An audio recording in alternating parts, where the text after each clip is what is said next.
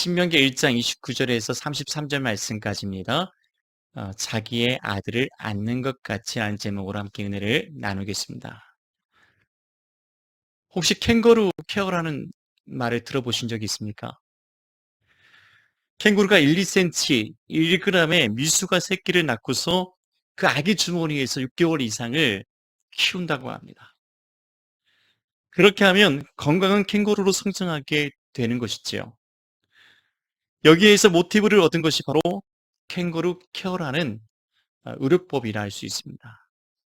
산모가 신생아를 가슴에 올려놓고서 또는 가슴에 품고서 엄마와 아기 사이의 지속적인 스킨십으로 신체적 유대감과 정신적 안정감을 서로 주고받는 것입니다. 그렇다고 특별한 경우에만 하는 것은 아닙니다. 누구나 엄마라면 아빠라면 할 수 있는 캥거루 케어입니다.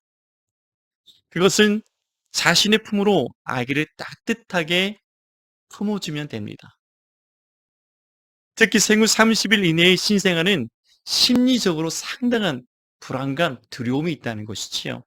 뱃속에 탯줄을 통해서 엄마와 연결되어 있었는데 그 탯줄이 끊기면서 전혀 알 수 없는 세상이 나왔으니까 당연히 불안하죠. 두렵죠? 그런데 안아줌으로써 엄마의 아빠의 심장 소리를 듣게 함으로써 심리적인, 정서적인 안정감을 주는 것입니다. 특히 이 캥거루 케어는 미숙아나 위험한 상황에 처해 있는 신생아에게 탁월한 효과가 있다는 것입니다. 미숙아인 경우에 엄마가 가슴에 아기를 안아주는 시간이 많을수록 그 성장 속도가 빨라진다는 것입니다. 또한 위험한 경우 신생아의 생명을 살리기도 한다는 것이지요. 한 예로서 호주의 한 병원에서 산모가 쌍둥이를 낳았습니다. 그런데 안타깝게도 조산이었기 때문에 한 아기가 숨을 쉬지 않았다고 합니다. 의사는 아기가 숨졌다고 말해 주었습니다. 하지만 산모는 아기를 포기할 수가 없었습니다. 마지막 한 번만 안아볼 수 있게 달라는 간절한 요청에 의사가 산모의 품에 아기를 안겨주었습니다. 아가야, 엄마는 너를 사랑한다. 그리고 미안해. 그렇게 엄마는 아기를 품에 안고서 이야기해 주었습니다. 엄마의 심장 소리를 듣게 해 주었습니다. 그러자 놀라운 기적이 일어났다는 거예요. 태어난 지 2시간 만에 멈추었던 아기의 심장이 다시 뛰기 시작했다는 것입니다. 우리 하나님의 사랑은 이와 같습니다. 하나님은 그 품 안에서 죽었던 우리를 안으시고 돌보시고 치유하시는 하나님이십니다. 그 품 안에 있는 우리를 향해서 이렇게 말씀하십니다. 내가 너를 보배롭고 존귀하게 너를 사랑한단다. 내가 너를 보배롭고 존귀하게 여기며 너를 사랑한단다. 이와 같이 말씀하십니다. 나의 사랑 안에 거하라. 두려워 말라. 편안하라. 담대하라. 날마다 우리에게 귓속말로 속삭이며 사랑스레 말씀하시는 분이 누구십니까? 우리 하나님이신 것입니다. 신명기 32장 11절 12절에 이런 말씀이 있습니다. 마치 독수리가 자기의 보금자리를 어지럽게 하며 자기 새끼 위에 너풀거리며 그의 날개를 펴서 새끼를 받으며 그의 날개 위에 그것을 엎는 것 같이 여호와께서 홀로 그를 인도하셨고 그와 함께한 다른 신이 없었도다. 하나님은 지금도 오늘도 우리에게 이렇게 말씀하시는 것입니다. 내가 너를 안고서 업고서 너와 함께 여기까지 했다는 사실을 우리에게 알려주시는 것이지요. 하나님은 이같이 우리를 사랑으로 은혜로 돌보시며 인도하십니다. 그리고 날마다 하나님을 경험하며 만나기를 원하십니다. 갓난아기 곁에 늘 부모가 함께 있듯이 하나님은 우리에게서 결코 멀리 계시지 않습니다. 하나님을 찾으면 하나님은 이렇게 말씀하십니다. 내가 너와 함께한다. 하나님께 기도하면 이렇게 말씀하십니다. 내가 다 듣고 있다. 내가 다 알고 있다. 내가 너를 도와줄 것이다. 내가 너를 붙들어 줄 것이다. 그렇게 말씀하시는 분이 누구십니까? 우리 하나님 아버지이십니다. 늘 내 안에서 내 곁에서 함께 계시는 분이 하나님이십니다. 그 하나님을 우리가 느끼지 못하고 깨닫지 못하고 알지 못하고 경험하지 못하고 살아가고 있는 것입니다. 만일 갓난아이가 엄마가 아빠가 곁에 있다는 것을 모르고 고통을 느끼고 괴로워하고만 있다면 그 아기는 어떻게 될까요? 그 엄마 아빠의 사랑을 느끼지 못하고 있다면 그 엄마 아빠 입장에서 얼마나 답답한 괴로운 일이겠습니까? 하나님께서 우리에게 부모처럼 우리를 사랑해 주시고 갓난 아기처럼 돌봐주시는데 그 사랑을 모르고 그 은혜를 모르고 그 돌보심을 모르고 살아가고 있다면 정말로 괴로운 일일 것이에요. 하나님은 그 하나님의 사랑을 우리가 깨닫고 알고 경험하기를 원하시는 줄 믿습니다. 아멘. 우리는 그 사랑을, 그 은혜를 날마다 받아 누리며 살아가는 것을 경험해야 합니다. 그리고 그 사랑을 느껴야 합니다. 할 수 있다면 그 은혜에 감사드려야 하는 것입니다. 아멘. 우리는 예수 그리스도 안에서 구속함 곧 죄 사함을 얻은 하나님의 자녀인 것을 믿으십니까? 우리가 예수 그리스도 안에 거하는 것이 가장 안전한 하나님의 품인 것을 믿으십니까? 여러분, 율법을 지켜서 하나님의 품 안에 거하는 것이 아니에요. 신앙의 경험이 많다고 하나님의 품 안에 거하는 것이 아닙니다. 은사도 능력도 아닙니다. 가진 재물도 아닙니다. 오직 예수 그리스도 안에서만 가장 안전한 하나님의 품 안에, 가장 행복한 하나님의 사랑의 품 안에 거하는 것인 줄 믿으시기 바랍니다. 이제 그 사랑과 은혜 안에 있음을 이 예배의 시간을 통해서, 이 말씀을 통해서 우리가 깨닫고 경험하고 누리는 복된 은혜의 시간 되시기를 주님의 이름으로 축원합니다. 아멘. 우리는 천국에 이를 때까지 이 같은 성령의 돌보심, 보호하심을 받으며 살아갑니다. 이것을 신학적으로 성도의 견인이라 그렇게 말합니다. 자녀가 성인으로 성장할 때까지 그 부모가 그 자녀를 양육하듯이 성령께서는 우리가 천국에 들어갈 때까지 우리의 믿음을 견고케 하십니다. 말씀을 따라 살도록 우리를 인도하며 양육하시는 분이 누구십니까? 성령님이 하시는 거예요. 때로는 사랑으로 인도하시지만 때로는 책망도 하시고 꾸짖기도 합니다. 예수님도 제자들의 믿음 없음을 꾸짖고 책망하셨지요. 본문의 말씀은 출애굽한 이스라엘이 이제 가나안 입성과 전쟁을 눈앞에 두고 있던 요단강 건너편 모압 평지에서 지난 40년간의 광야의 삶을 회고하며 모세가 이스라엘 백성에게 전하였던 메시지입니다. 이미 이 사건은, 이 말씀은 지난 38년 전에 있었던 일입니다. 출애굽한 지 2년 전에 있었던 일이고 이제 전체적으로 40년이 지나서 이스라엘이 요단강을 건너서 가나안 땅을 정복하기 직전에 출애굽 2세대에게 모세가 지난 38년 전에 있었던 이야기, 통틀어 전체 40년의 광야의 길을 회고하면서 이스라엘 백성에게 이야기하는 것입니다. 출애굽 2세대와 함께 모세는 약속의 땅을 눈앞에 두고 있는 시점이었습니다. 그런데 여기에서 모세는 지난 38년 전에 가데스 바네아 사건을 언급합니다. 바로 그때가 이스라엘이 출애굽한 지 2년째 되던 해였던 것이죠. 그렇게 가데스 바네아에 도착했던 이스라엘에게 하나님은 가나안으로 직행하여 그 땅을 차지하라, 점령하라 말씀하셨습니다. 그런데 무슨 일이 일어났습니까? 이스라엘이 하나님께 반역을 했습니다. 어떤 반역입니까? 하나님의 명령을 거부하고 그들이 12 정탐꾼을 세워서 가나안으로 파송했던 것입니다. 그렇게 40일을 정탐하고 돌아와서는 그곳이 먹고 살기는 참 좋은 땅이지만 우리는 그들을 감당할 수 없는 사람들이라, 우리가 감당할 수 없는 땅이라 악평을 했습니다. 이스라엘 전체가 그들의 말에 미혹되어서 일제히 일어나서 하나님을 원망하고 불평하기 시작했습니다. 그 결과 그들의 1세대는 광야에서 모두 진멸되는 하나님의 진노를 받게 된 것입니다. 가나안을 정탐했던 40일의 하루를 1년으로 계산해서 40일이면 갈 수 있었던 그 땅을 40년에 걸쳐서 혹독한 광야의 고난과 훈련을 받게 되었던 것입니다. 40일이면 갈 수 있었던 땅, 가데스 바네아에서 어떻게 보면 약속의 땅까지 40일이면 갈 수 있었던 그 땅을 불순종으로 말미암아 하루를 1년으로 계산해서 40년 동안 그 땅을 배회하고 광야의 혹독한 훈련과 고난을 받게 되었던 것입니다. 본문의 말씀은 이렇게 정탐꾼들의 악평과 이스라엘의 원망으로 범죄하였을 때 모세가 일어나 이스라엘을 향해서 선포했던 메시지입니다. 이 메시지에서 가장 중요한 단어 하나가 있습니다. 무엇일까요? 바로 31절 말씀이 나오는 안으심이라는 단어입니다.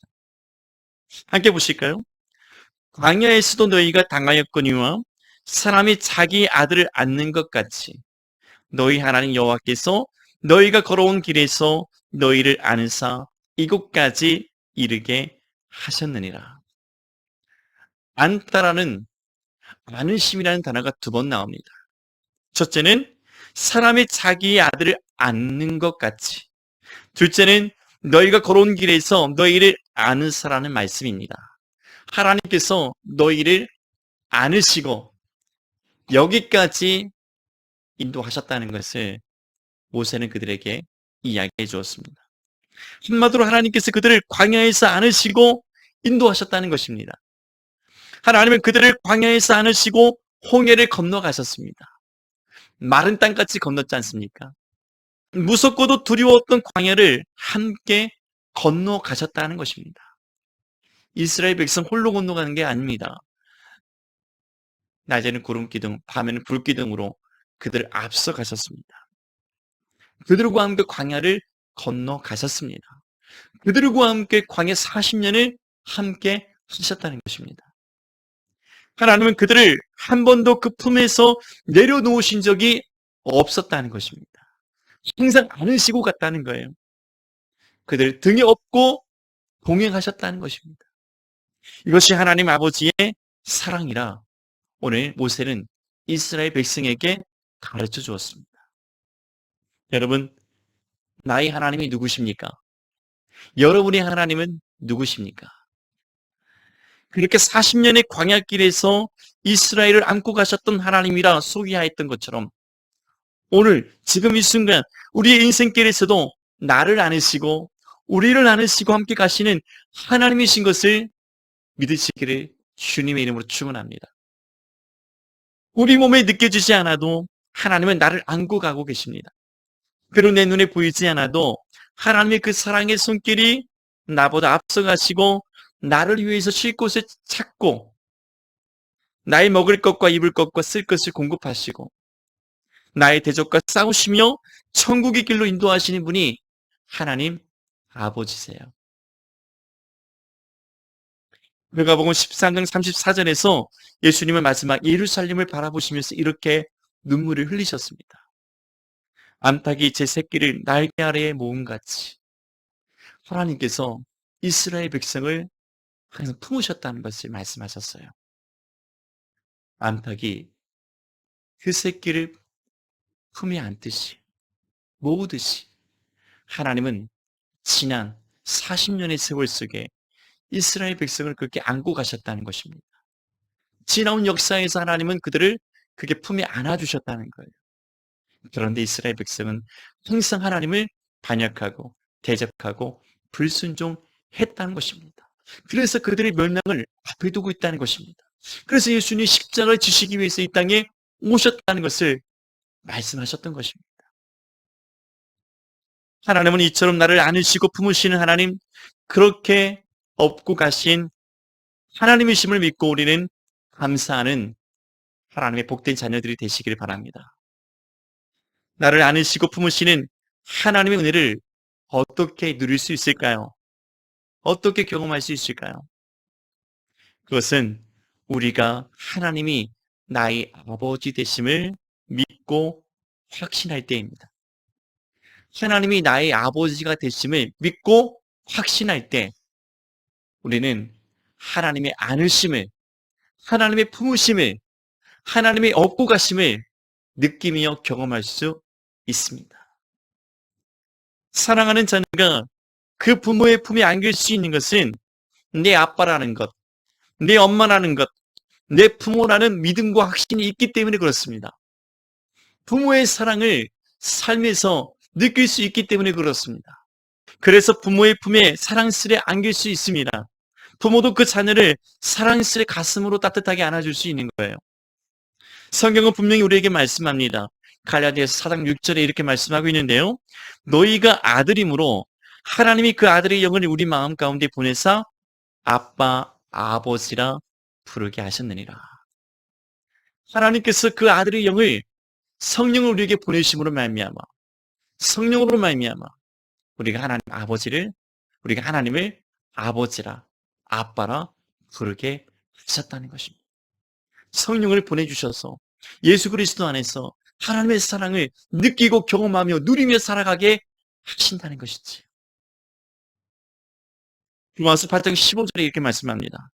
너희는 다시 무소하는 종의 영을 받지 아니하고 양자의 영을 받았으므로 우리가 아빠, 아버지라 부르짖느니라.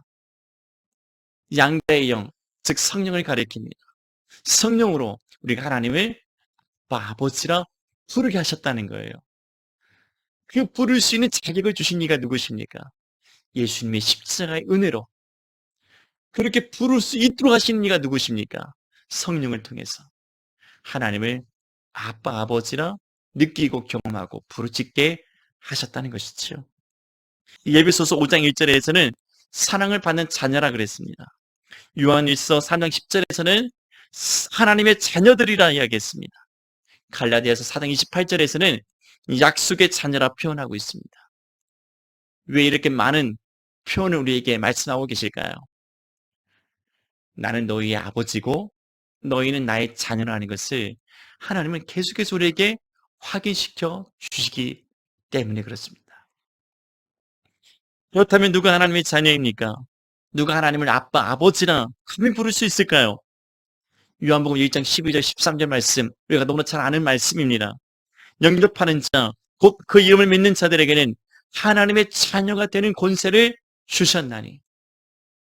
예수님을 영접하고 믿는 자에게 하나님의 자녀가 되는 권세를 주셨다는 것입니다. 예수 그리스도 안에 있는 자에게 성령으로 말미암아 하나님을 아빠, 아버지라 부르게 하셨다는 것입니다. 여러분 지금 이 시간 우리 하나님을 아빠, 아버지라 한번 불러보겠습니다. 자, 하늘을 향해서 한번 불러보실까요? 자, 한번 불러보겠습니다. 시작. 아빠, 아버지. 하나님을 나의 아빠, 아버지라 부를 수 있는 특권. 아무나 부를 수 있는 게 아닙니다. 그 자녀가 그 부모에게 아빠, 아버지라 우리가 부를 수 있는 것이지요. 하나님께서 자격 없는 우리에게 하나님의 자녀가 되는 권세를 이와 같이 주셨습니다.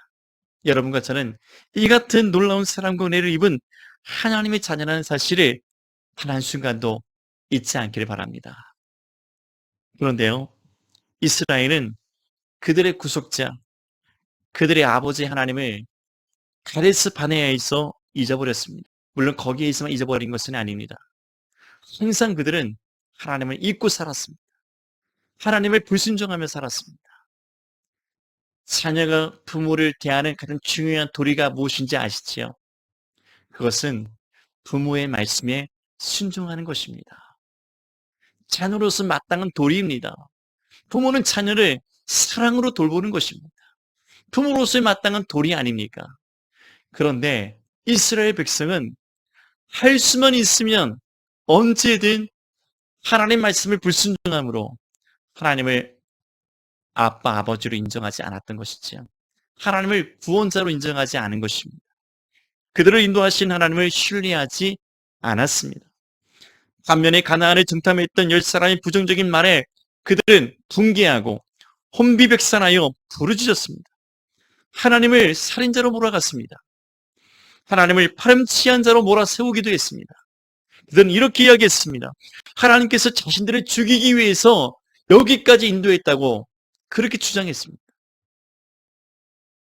여러분, 어느 누가 자기 자녀를 죽음으로 모는 부모가 있겠습니까? 어느 누가 자기 자녀를 멸망으로 인도하는 부모가 있겠습니까? 잘 되기를 바라지 않습니까? 부모보다 더 잘 되기를 원하지 않습니까? 그래서 혼신의 힘을 다해서 모든 것을 다 바쳐서라도 자녀를 위해서 기도하면서 그 자녀가 잘 되기를 바라지 않습니까? 똑같은 부모의 마음 아니겠습니까? 우리 하나님 아버지의 마음은 하나님의 자녀인 우리가 이 땅에서 잘 되기를 바랍니다. 우리 영혼이 잘된 같이 범사에 우리 모든 것이 잘 되기를 하나님은 원하십니다. 아멘. 이 땅에서 장수하고 잘 되기를 바라시는 것이 우리 하나님 아버지의 뜻이지요. 이스라엘 백성을 그렇게 하나님은 인도하시기를 원했던 것입니다. 그런데 때마다 일마다 이스라엘은 광야에서 하나님을 원망하고 불평하며 반역하며 불순종하는 일을 너무 수시로 그렇게 자행했던 것입니다. 마치 미숙아로 태어난 갓난 아기와 같았던 그들을 밤낮으로 살피시고 먹이시고 입히시고 그들을 보호하시며 여기까지 인도하셨는데 이스라엘은 이 카데스 바네아에서 하나님을 살인자로 몰아갔던 것입니다. 하나님이 우리를 죽이시기 위해서 여기까지 인도하셨다고 그렇게 버젓이 하나님 앞에서 모세를 상대로 원망하며 불평했던 것이죠. 그런데요, 이들이 누굽니까? 당시 이스라엘뿐만 아니라 바로 저와 우리 모두인 줄 믿습니다. 우리도 똑같이 그런 짓을 하고 있지 않습니까? 똑같이 하나님 앞에 범죄합니다. 때마다 일마다 하나님을 원망합니다. 불평합니다. 어쩌면 제 이야기일지 모릅니다. 우리 모두의 이야기일지 모릅니다. 좋을 때는 좋다고 희낙낙거립니다. 그러나 조금만 거슬리고 불편하고 불안하면 언제 그랬냐는 듯이 하나님을 원망하고 부인합니다. 그것이 우리의 모습입니다. 하나님은 그런 우리의 모습을 너무나 잘 알고 계십니다. 그래서 더 사랑스레 우리를 돌아보십니다. 그럼에도 불구하고 우리 하나님 앞에서 늘 범죄하는 죄악된 삶을 멈추지 않고 있다는 것이지요. 본문 29절에서 모세는 그들에게 이같이 이야기했습니다. 내가 너희에게 말하기를 그들을 무서워하지 말라. 두려워하지 말라. 너희보다 먼저 가시는 너희 하나님 여호와께서 애굽에서 너희를 위하여 너희 목전에서 모든 일을 행하신 것 같이 이제 너희를 위하여 싸우시리라. 아멘. 이제 너희를 위하여 싸우시리라. 여러분, 모세가 그들에게 무서워하지 말라, 두려워하지 말라 말한 것은 단지 가나안 7족속을 대상으로 말한 것이 아닙니다. 무슨 말입니까? 문제는 그들이 하나님의 약속을 잊어버렸기 때문에 하나님을 더 이상 신뢰하고 믿지 않기 때문에 그들 안에 이 무서움이, 이 두려움이 찾아왔다는 것입니다. 단지 그들 앞에 보였던 가나안 7족속 때문이 아니라 하나님의 약속을 잊어버린 너희요, 하나님을 믿지 않고 신뢰하지 않는 너희요, 그래서 그들 안에 이와 같이 두려움이, 불안함이 찾아왔다는 것을 깨닫게 가르쳐 준 것입니다. 여러분, 세상이 우리를 두렵게 하는 것입니까? 문제가 우리를 무섭게 떨게 만드는 것입니까? 사실 우리 믿음의 사람은 그렇지 않아요. 하나님을 잊어버렸기 때문에, 하나님을 떠나 있기 때문에, 하나님의 약속을 기억하지 않기 때문에, 하나님을 더 이상 내가 신뢰하고 믿고 의지하지 않기 때문에, 그래서 세상이 무섭고 두려운 것이죠. 그래서 내 앞에 닥친 문제가 우리를 두렵게 하는 것입니다. 하나님이 우리와 함께 하시면 우리는 반드시 이길 수 있습니다. 그러나 우리가 하나님을 떠나면 패할 수밖에 없습니다. 하나님을 결코 우리를 먼저 버리시지 않습니다. 먼저 떠나시지도 않습니다. 먼저 잊지 않으십니다. 그래서 이사야 49장 15절에서 이렇게 말씀하셨습니다. 여인이 어찌 그 젖먹는 자식을 잊겠으며 자기 태에서 난 아들을 긍휼히 여기지 않겠느냐. 그들은 혹시 잊을지라도 나는 너를 잊지 아니할 것이라. 나는 너를 잊지 아니할 것이라. 사람은 그 아들을 잊을지라도 하나님은 그의 백성, 그의 자녀들을 결코 잊지 않겠다. 하나님 우리에게 단언하셨습니다. 아멘. 그런데 우리는 그 하나님 아버지를 날마다 때마다 일마다 잊고 살아가는 거예요. 조금만 마음이 거슬리고 불안하면, 답답하면 언제 그랬냐는 듯이 하나님이 없다 부인하고 의심하고 하나님의 사랑을 손길을 뿌리쳐버리는 것입니다. 그게 누굽니까? 그들이 이스라엘이었고 그들이 바로 저와 우리라는 사실입니다. 이것을 인정하십니까? 시인할 수 있겠습니까? 바로 그것이 회개입니다. 그때부터 하나님의 사랑을 다시 내가 느끼기 시작하는 거예요. 나를 위해 십자가에 죽으셨던 예수님의 그 심장의 고동소리를 다시 듣게 되는 것입니다.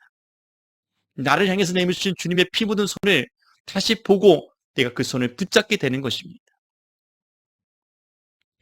지난 38년 전에 가데스 바네아에서 그들의 부모에게 이야기했듯이 이제 모세는 다시 한번 출애굽 2세대를 향해서 그때의 일을 회상하며 이야기하는 것이죠. 하나님은 그들을 위하여 광야를 앞서 가셨고 그들의 장막 칠 곳을 찾으셨고 밤에는 불로 낮에는 구름으로 그들의 갈 길을 지시하셨던 하나님이 이제 또한 너희를 위하여 싸우실 것이다. 지나온 길에서 너희와 함께 하셨던 하나님이 이제 약속의 땅에서 너희를 위하여 싸우실 것이다. 하나님과 함께 싸우는 것입니다. 하나님 먼저 앞서가셔서 싸우시는 것입니다. 우리는 뒤따라가는 것이지요.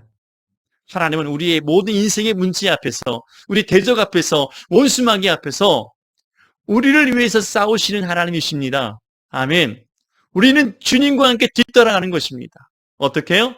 말씀의 약속을 믿고 믿음으로 따라가는 것입니다. 할렐루야. 그래서 무서워하지 말라, 두려워하지 말라. 사람이 자기의 아들을 안는 것 같이 너희를 안으사 이곳까지 이르게 하신 하나님이 지금도 너희와 함께 하신다. 아멘. 지나온 우리의 인생길에서 함께 하셨던 하나님, 지금도 앞으로 우리 남은 인생길에서, 우리 가정에서, 우리 교회에서, 우리 나라와 민족 가운데에서 하나님을 결단하고 우리를 버리지 않습니다. 잊어버리지 않습니다. 포기하지 않습니다. 바꾸지 않으십니다. 하나님은 끝까지 우리를 붙드시고 지키시고 함께 하시고 싸우시고 이기며 승리케 하시는 줄 믿으시길 바랍니다. 하나님은 어떤 하나님이십니까? 이스라엘을 광야에서 어떻게 인도하셨습니까?